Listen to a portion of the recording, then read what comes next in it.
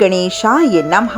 व्रत सावित्री व्रत की आप सभी को हार्दिक शुभकामनाएं। और व्रत सावित्री व्रत जो है वो 19 मई 2023 को शुक्रवार को सुहागन महिलाएं वट सावित्री व्रत रखेंगी और विधि विधान से बरगद के पेड़ की पूजा करेंगी। इस साल 19 मई 2023 को ये व्रत रखा जाएगा और इस दिन सुहागन महिलाएं अपने पति की लंबी आयु के लिए इस व्रत को रखती हैं। ये व्रत सावित्री को समर्पित किया जाता है। मान्यता है कि ज्येष्ठ माह के कृष्ण पक्ष की अमावस्या तिथि को ही सावित्री ने अपने पति सत्यवान के प्राण यमराज से बचाए थे।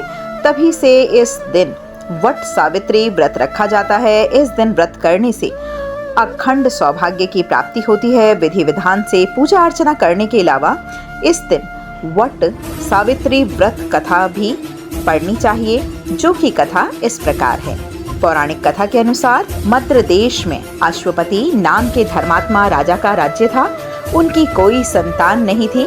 संतान प्राप्ति के लिए राजा ने यज्ञ करवाया और जिसके शुभ फल के परिणाम स्वरूप कुछ समय के बाद उन्हें एक कन्या की प्राप्ति हुई। इस कन्या का नाम सावित्री रखा गया।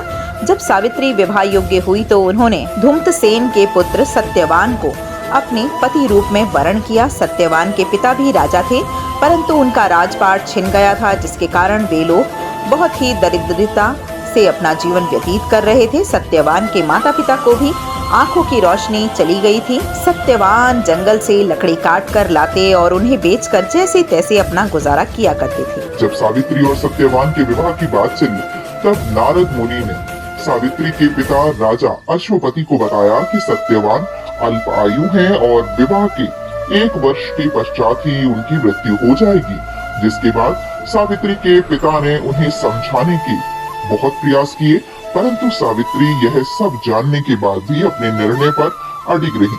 अंततः सावित्री और सत्यवान का विवाह हो गया और इसके बाद सावित्री सास ससुर और पति की सेवा में लग गई। समय बीतता गया और वह एक दिन ऐसा भी आया जिस दिन जब नारद मुनि ने सत्यवान की मृत्यु के लिए जो बताया था वह सत्य हुआ। उसी दिन सावित्री भी सत्यवान के साथ वन को चली गई।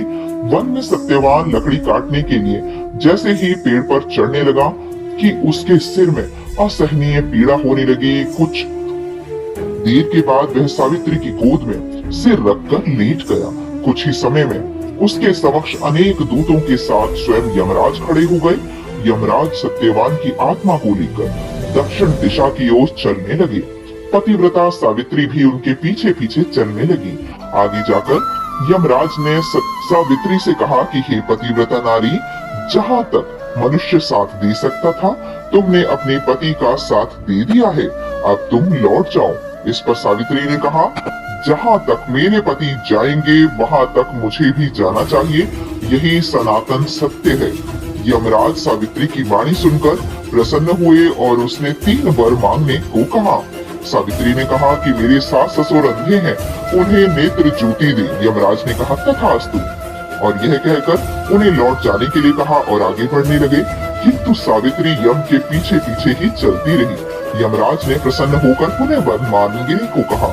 सावित्री ने वर मांगा कि मेरे सास ससुर का खोया हुआ राज्य उन्हें वापस मिल जाए। इसके बाद सावित्री ने यमदेव से वर मांगा कि मैं सत्यवान के 100 पुत्रों की मां बनना चाहती हूँ, कृपा करके आप मुझे यह वरदान दे दीजिए। सावित्री की पति भक्ति से प्रसन्न होकर सावित्री को तथास्तु कहा। जिसके बाद सावित्री ने कहा कि मेरे पति के प्राण तो आप लेकर जा रहे हैं, तो उनके पुत्र प्राप्ति का वरदान कैसे पूर्ण होगा। तब यमदेव ने अंतिम वरदान को देते हुए सत्यवान की जीवात्मा को पाश से मुक्त कर दिया और सावित्री पुनः ही उसी वट वृक्ष के पास लौटी तो उन्होंने पाया कि वट वृक्ष के नीचे पड़े सत्यवान के मृत शरीर में जीवन का संचार हो रहा है। कुछ देर में सत्यवान उठकर बैठ गए और उधर सत्यवान के माता पिता की आंखें भी ठीक हो गईं और उनका खोया हुआ राज्य भी उन्हें वापस मिल गया। बोलो लक्ष्मी नारायण भगवान की जय।